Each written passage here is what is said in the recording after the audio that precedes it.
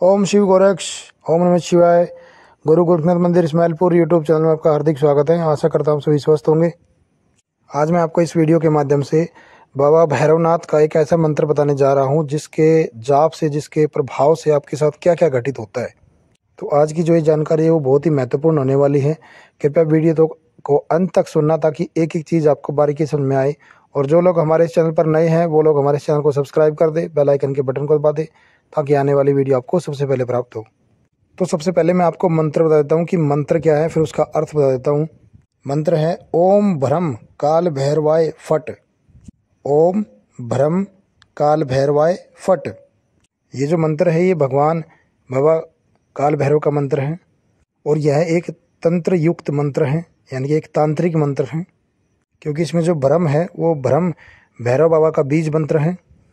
और भगवान बाबा भैरव के इस मंत्र का जाप करने से आपको भैरव बाबा की शक्तियाँ प्राप्त होती है, भैरव बाबा की आशीर्वाद प्राप्त होता है, भैरव बाबा की सिद्धि प्राप्त होती है आपको।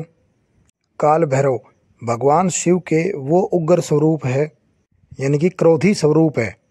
भगवान शिव ने जो ब्रह्मा का जो 5वां मुख है उसका संहार करने के लिए भैरव को उत्पन्न किया था और यही भैरव काल भैरव कहलाए गए थे, जो आज पूरे विश्व में पूजनीय है। बाबा भैरव का जो अवतार है वो मार्गशीर्ष के मास के कृष्ण पक्ष की अष्टमी को हुआ था, जिसे हम काल भैरवाय अष्टमी के नाम से भी जानते हैं। भैरव बाबा बहुत ही क्रोधित देवता है, बहुत ही उग्र शक्ति है। भैरव जी के सिर्फ नाम से ही जितने भी भूत प्रेत है इस धरती पे, जितनी भी नकारात्मक ऊर्जाएं हैं वो थर थर काँपती हैं। माता सती के 51 शक्तिपीठ हैं, हर एक शक्तिपीठ पर भैरव बाबा का स्थान दिया गया है, यानी कि हर एक स्थान पर भैरव बाबा विराजमान हैं।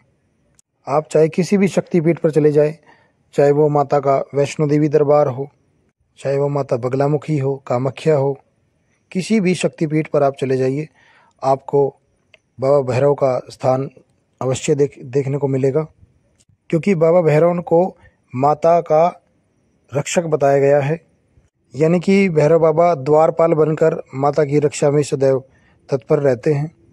आपको एक चीज़ और बता दूं कि भैरव जी जो हैं वो योगिनियों के स्वामी भी कहे जाते हैं और बताते हैं कि अगर शमशान के अंदर बैठकर भैरव बाबा की साधना आराधना की जाती है तो भैरव बाबा बहुत ही जल्दी उनके सामने साक्षात प्रकट होते हैं।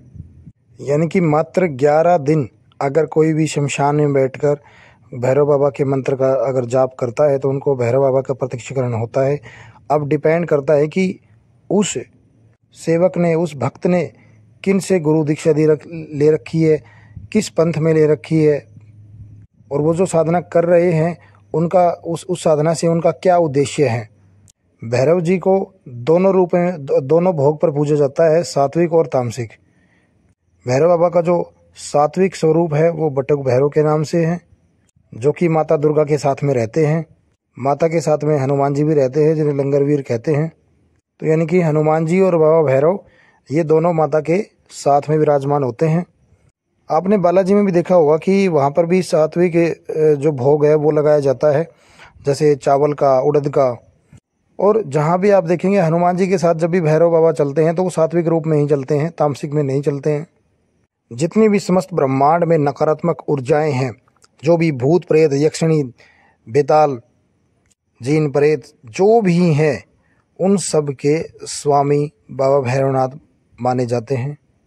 यानी कि अगर मैं बताऊं तो अगर आप भैरव बाबा की सिद्धि प्राप्त कर लेते हैं तो आप उनके तंत्र ज्ञान को भी अर्जित कर लेते हैं। उसके बाद अगर कोई भी तांत्रिक आपके ऊपर कुछ भी करना चाहे तो वो कर नहीं सकता है। अगर आपने भैरव बाबा की सिद्धि प्राप्त कर ली तो आपका कोई भी बाल बाका नहीं कर सकता, क्योंकि यह वो देवता है जिसके अंदर अपार शक्ति है, बहुत ही शक्तिशाली देवता है। और अगर आपको किसी को दंडित करना है तो भैरव बाबा के जरिए आप उसको इतना दंडित कर सकते हैं कि वो आदमी अपने घुटनों पर आ सकता है, क्योंकि भगवान शिव ने क्रोधी रूप में ही इस बाबा भैरवनाथ को उत्पन्न किया था।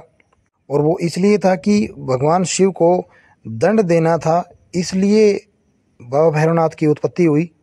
आपने काशी विश्वनाथ में देखा होगा, वहाँ के जो कोतवाल है वो बाबा भैरवनाथ ही है। वहाँ पर इतना बताया गया है कि वहाँ पर यमराज भी वहाँ पर उपस्थित नहीं हो सकते बिना बाबा भैरव की परमिशन के बिना, क्योंकि वहाँ पर बाबा भैरवनाथ ही हैं जो यह डिसाइड करते हैं कि किसको मोक्ष देना है, किसको मरने के बाद भी उसको अपने उसके कर्म चक्रों में उलझा कर रखना है।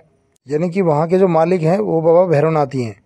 भैरव जी की जितने भी आप सिद्धियाँ, आप जैसे जो भी सिद्धियाँ प्राप्त करना चाहते हैं तो आप विधि विधान से कीजिए, और जब आप प्राप्त कर लेते हैं तो जितनी छोटी मोटी जो समस्याएं होती है वो अपने आप ही खत्म हो जाती हैं। और इतना भी है कि अगर भैरव जी का आप नाम लेकर किसी भी शक्ति को आप पुकारोगे तो वह शक्ति आपके सामने साक्षात प्रकट हो जाएगी, दृश्य अदृश्य दोनों रूप में। बस अब डिपेंड ये करता है कि आप भैरव जी को किस रूप में पूजते हो। आप उनको उनके तामसिक रूप में पूजते हो या फिर उनके सात्विक रूप में पूजते हो।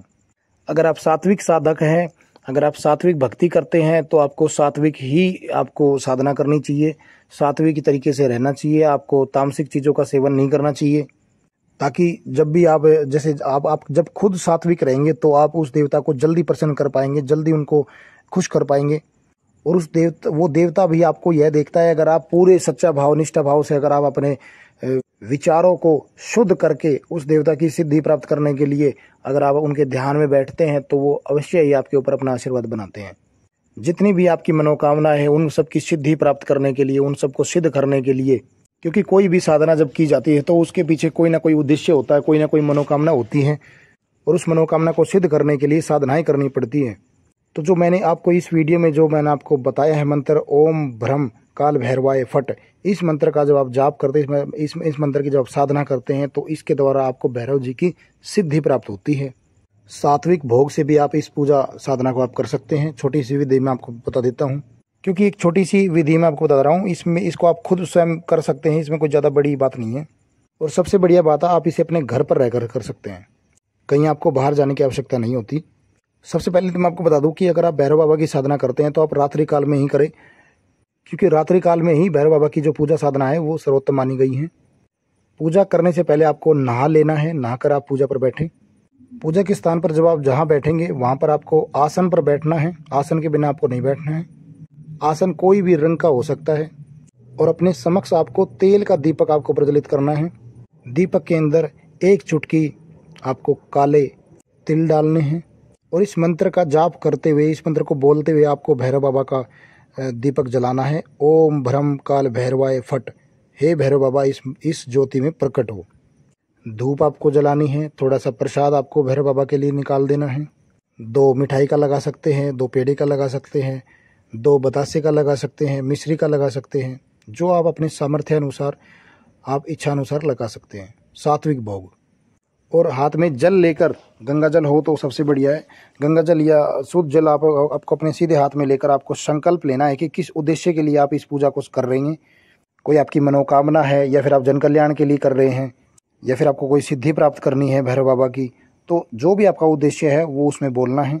सबसे पहले मैंने आपको बता ही रखा है कि जब संकल्प लेते हैं अपना नाम, अपने पिता का नाम, अपने दादा का नाम, अपने गाँव का नाम, अपना गोत्र बोलकर, और तब ये संकल्प लेना है कि मैं आपके इस मंत्र का इतने दिन तक इतनी माला जाप करूँगा, ब्रह्मचार्य का पालन करूँगा, मानसिक और शारीरिक दोनों तरीके से। और फिर आपको अपना इस साधना का उद्देश्य बोलना है कि मेरा ये उद्देश्य है, ये मनोकामना है, या फिर ये सिद्धि प्राप्त करनी है, या फिर जन कल्याण के लिए हेतु करना है। तो ये सारी चीज़ें आपको संकल्प में बोलनी है, और वो जल उस दीपक की तरफ छोड़ देना है। अब आपको रुद्राक्ष की माला, शुद्धिकरण माला का किया होना चाहिए। शुद्धिकरण की हुई माला से आपको भैरव बाबा के इस मंत्र का जाप करना है, ओम भ्रम काल भैरवाय फट। इस मंत्र का 41 दिन तक आपको जाप करना है। सुबह 11 माला, शाम को 11 माला, या फिर आप रात को ही 11 माला एक साथ इकट्ठी कर लें। सुबह के समय अगर आप ब्रह्म मुहूर्त में 4 बजे का अगर आप उठकर आप कर सकते हैं तो आप अवश्य करें, नहीं तो आप रात को भैरव बाबा की पूजा करें। भैरव बाबा की पूजा जो है वो रात्रि के समय में ही होती है, रात को आप 9 बजे के बाद आप कर सकते हैं। और मैं पूरे आश्वासन के साथ, पूरे विश्वास के साथ आपको मैं बता देता हूँ कि अगर आप 41 दिन पूर्ण विश्वास से, पूरी आस्था भाव से, पूरे नीति नियम से अगर आप इस मंत्र का जाप आप करते हैं, ये साधना आप करते हैं, तो अवश्य ही आपको भैरव बाबा की आपके ऊपर कृपा बनती है, आपको सिद्धि प्राप्त हो सकती है, आपकी मनोकामना जो भी है वो संपूर्ण हो सकती है। क्योंकि जो ये साधना है ये अनुभव वाली है। अनुभव जब हुए हैं तभी आपको मैंने आपको शेयर किया है। तो आप अपने जीवन में एक बार भैरव बाबा की साधना भी जरूर करेंगे, ताकि आपकी वो तमाम इच्छाएं पूर्ण हो सके जिनसे आप वंचित हैं। तो मैं आशा करता हूँ दी हुई जानकारी से आप पूर्णतः संतुष्ट होंगे। बाकी वीडियो अच्छी लगी तो और भी लोगों तक शेयर करें, लाइक करें, कमेंट करें। बाकी हम मिलते हैं एक नई जानकारी के साथ।